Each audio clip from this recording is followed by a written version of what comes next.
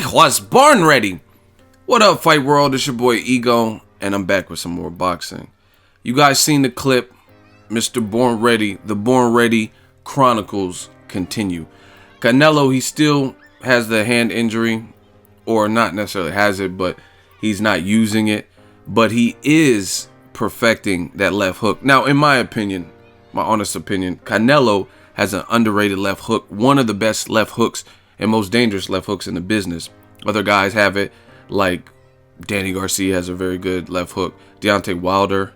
There's some other people whose left hooks they can hurt you, and Canelo's definitely one of them. If you need me to cite a source, watch the Angulo fight.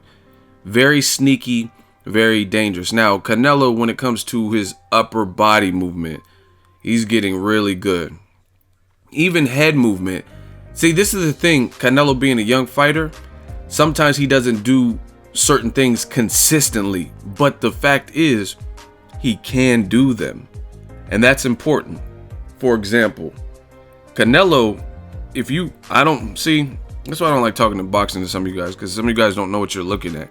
You're just watching the fight and looking for knockdowns and obvious stuff. Me, I watch that obviously too, but I also look for the subtle changes, like Ward Kovalev. There was a change in the pendulum, the momentum in that fight. And I seen subtle things that Andre Ward was doing in that second half after the knockdown that kind of started shifting things towards his way, and the pace became more of an Andre Ward pace. Now, some people get mad, like, what do you mean Kovalev won that fight? But they don't explain. I explain what I'm talking about. Things like Ward ripping Kovalev's body to shreds, and Kovalev, he looked like that was slowing him down. But when I'm talking about Canelo, I look at little subtle things that he's doing, subtle improvements that maybe to the naked eye, you guys aren't looking. Some people do, you know what I mean? I know a lot of people that analyze boxing know more about boxing than me. But what I notice about Canelo, little subtle things. And again, he does a lot well. Sometimes he just doesn't do it consistently. So again, for that example, in the Austin Trout fight, Canelo, especially early, had really good head movement. He had good head movement, even though Austin Trout was making it a good fight in those early rounds. He showed me he can do that. That's important. Like when I look at Canelo Triple G, is obviously the fight we all want to see. But when I look at Triple G, I don't really see him use head movement often. He doesn't really move his head. Now, I can't say what he can and can't do, but I've seen Canelo use better upper body and head movement in general in his fights, and just more variety in his skill set than Triple G. That's just my honest opinion. But Canelo, he had good head movement in the Trout fight.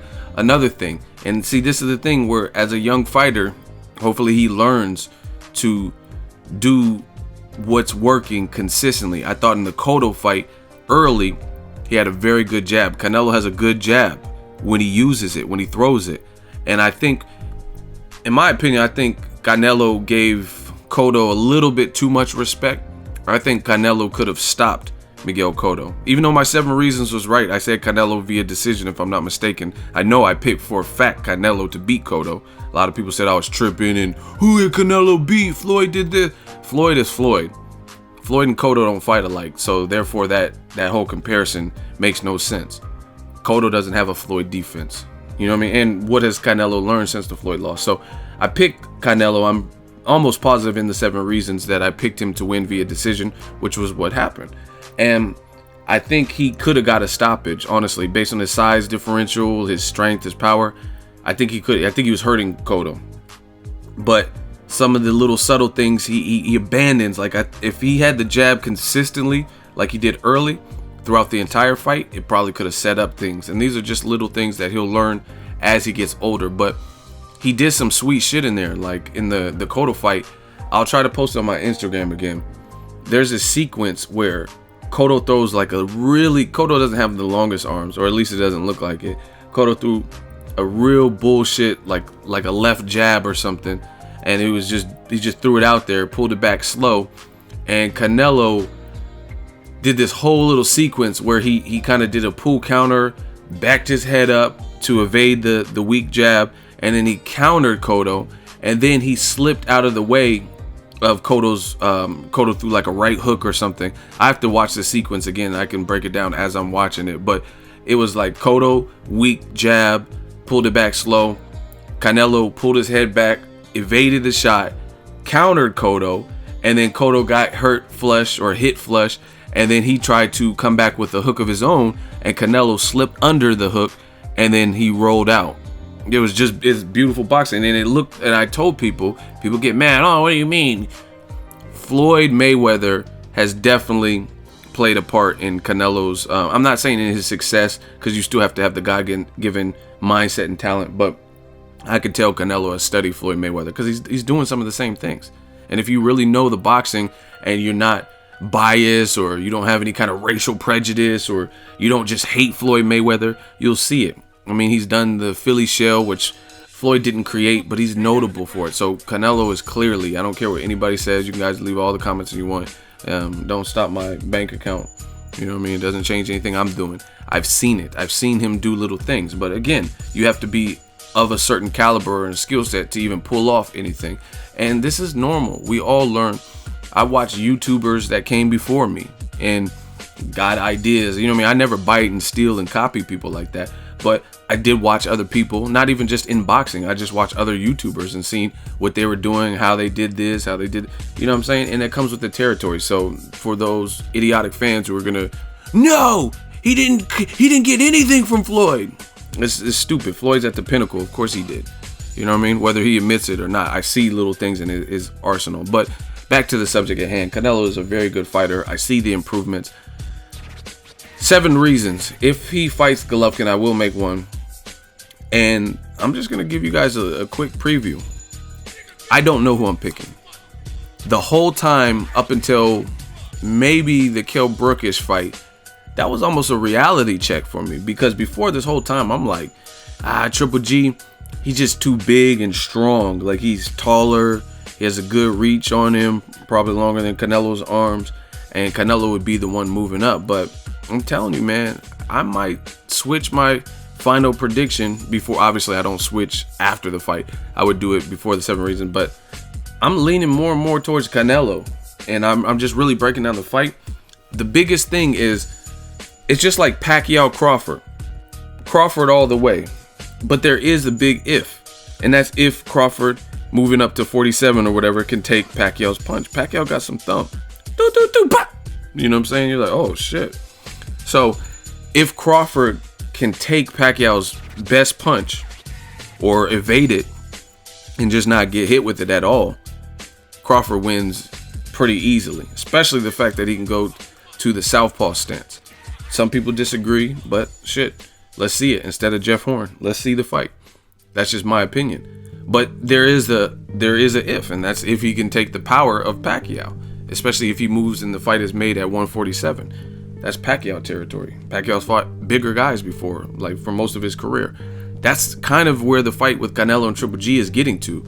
It's to the point where if Canelo acclimates right and he can take Triple G's best punch, if Triple G nails him, then it's going to be a long night for Triple G.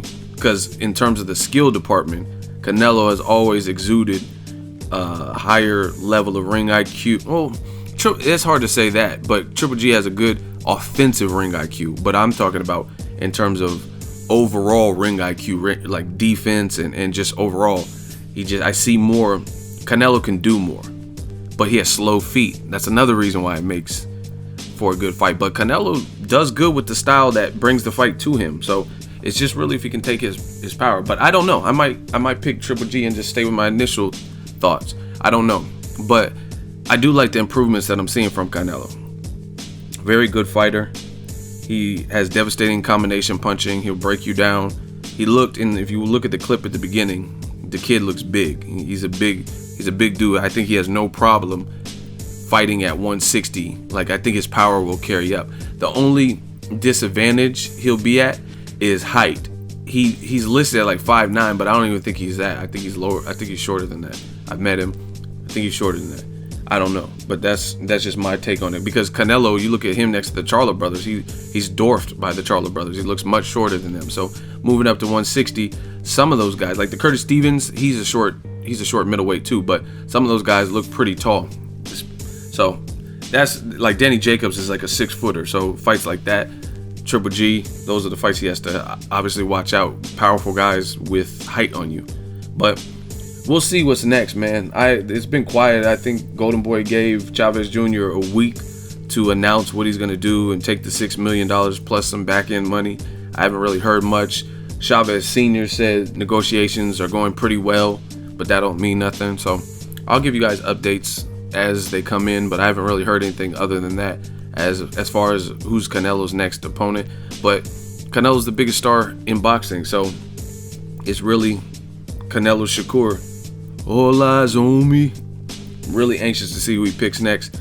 Drop in the comment section. Let me know who you think he will end up fighting. Will it be a Billy Joe Saunders, a Chavez Jr.? Will it be a wild card person that we weren't really thinking, Willie Monroe or something? Let me know. And let me know what you think of his fight game with the one hand that you've seen at the beginning. Drop that all in the comment section. Make sure you share the video, like the video.